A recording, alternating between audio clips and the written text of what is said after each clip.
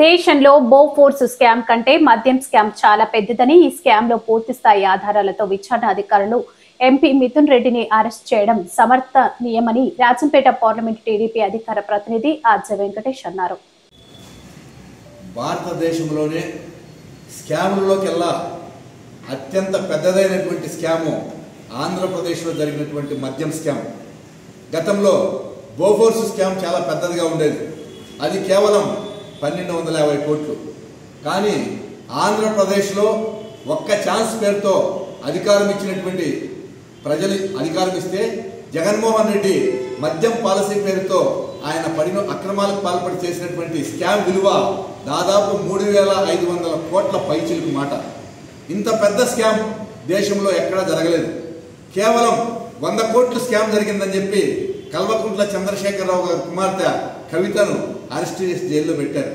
అదేవిధంగా ఢిల్లీలో సిసోడియాను మద్యం స్కామ్లో అరెస్ట్ చేసి జైల్లో పెట్టారు.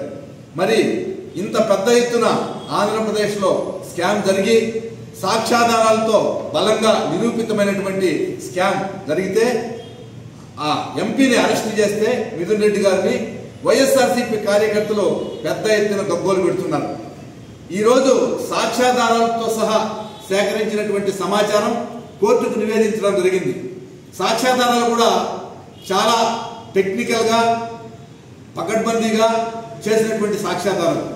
గూగుల్ టేక్ ఓవర్ ద్వారా సేకరించినటువంటి సమాచారం. ఇప్పుడు గూగుల్ టేక్ ఓవర్ అనే విషయం ప్రజలెవరికి అర్థం కానటువంటి సందర్భంలో వివేకానంద రెడ్డి కేసులో ఒకసారి అందరూ ఆలోచన చేశారు. ఇప్పుడు అదే గూగుల్ టేక్ ఓవర్తో ఈరోజు మిథున్ రెడ్డి గారిని పక్కా సాక్ష్యాధారాలతో, అంటే వాళ్ళ సెల్ ఫోన్లు కూడా ధ్వంసం చేశారు. సాక్ష్యాలు లేకుండా చేయాలని చేసినా అక్కడ ఉన్నటువంటి సాంకేతిక నిపుణులతో ఎక్కడెక్కడ ఎప్పుడు ఏ టైంలో వెళ్ళారు, ఏ సమయానికి వెళ్ళారు, ఎవరితో ఏ రకంగా సంభాషించారు, ఫోటోలు ఏ విధంగా డెస్ట్రాయ్ చేశారు అన్న విషయాలు మొత్తం కూడా గూగుల్ టేక్ ఓవర్ వల్ల గుర్తించడం జరిగింది. అందులో 9 డన్నులు గుర్తించారు. అంటే మద్యం స్కామ్లో ఈరోజు వాళ్ళు డబ్బులు డైరెక్ట్గా కలెక్ట్ చేశారు. భారతదేశంలో డిజిటల్ పేమెంట్స్ను ఎంకరేజ్ చేసేటువంటి సమయంలో ఇక్కడ మాత్రమే డిజిటల్ పేమెంట్స్కి అవకాశం ఇవ్వలేదు. సూటిగా ప్రశ్నిస్తున్నాం, ఎందుకు మీరు డిజిటల్ పేమెంట్స్ని అంగీకరించలేదు? మీరు స్కామ్స్ పాల్పడాలనే ఉద్దేశంతోనే డిజిటల్ పేమెంట్స్ని మీరు అంగీకరించలేదు. ఆ డబ్బులంతా కూడా మీరు డైరెక్ట్గా తీసుకున్నారు, డెన్నుల్లో పెట్టారు. కొంతమంది విచారణ అధికారులు అయితే విస్తుపోతున్నారు. ఆ ఫోటోలు చూసి సినిమా సెట్టింగుల్లో కూడా ఇంతటి నోట్ల కట్టలు ఎప్పుడు మేము చూడలేదు, ఈ విధమైనటువంటి డబ్బు గుట్టలు గుట్టలుగా పేరు చేశారు అని చెప్పి. 9 డెన్నుల్లో 1 డెన్ తాడేపల్లిగూడెంలో దొరికింది, 7 డెన్నులు హైదరాబాద్లో గుర్తించడం జరిగింది. అదేవిధంగా దుబాయ్లో 1 డెన్ గుర్తించడం జరిగింది. దీని వెనుక కసిరెడ్డి ఎక్కువగా దీని వెనుక పాత్ర పోషించాడు.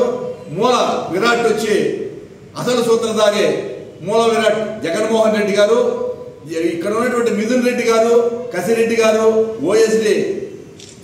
ఓఎస్డి కానీ, తర్వాత గోవిందప్ప బాలాజీ కానీ, వీళ్ళంతా కేవలం పాత్రధారులు మాత్రమే.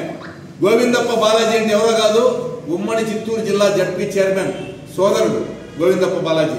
ఈ విధంగా వీళ్ళు మొత్తం డబ్బు సేకరించి మూల విరాట్కు అందించినాము అనే సమాచారం పక్కాగా అంత ఆధారాలతో సహా ఇప్పటికే వచ్చింది. తొందరలోనే మాజీ సీఎంను కూడా అరెస్ట్ చేయడం జరుగుతుంది ఖచ్చితంగా. విచారణ సంస్థలు ఇంత పకడ్బందీగా విచారణ జరిపారు కాబట్టి ఖచ్చితంగా వీటిని అరెస్ట్ సమర్థనీయమే. తప్పు అని చెప్పి వీళ్ళు వైఎస్ఆర్సీపీ వాళ్ళు అంటున్నారు. ఏది తప్పు అంటే స్కిల్ డెవలప్మెంట్ కేసులో ఆధారాలు లేకుండా, సాక్ష్యాధారాలు లేకనే చంద్రబాబు నాయుడు గారిని అరెస్ట్ చేసింది తప్పు.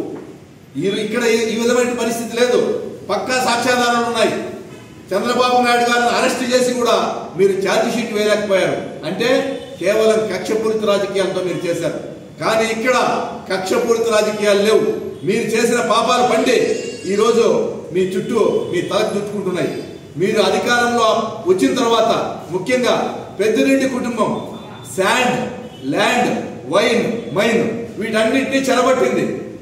వీటన్నిటినీ చెరబట్టి కోట్లకు పడగలెత్తారు. విదేశాల్లో పెట్టుబడి పెట్టారు. విదేశాల్లో సంస్థలు నడుపుతూ ఉన్నారు.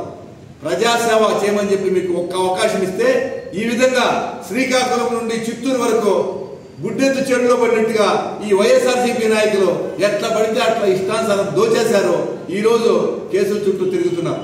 వీటన్నింటినీ ప్రజలు గమనిస్తున్నారు.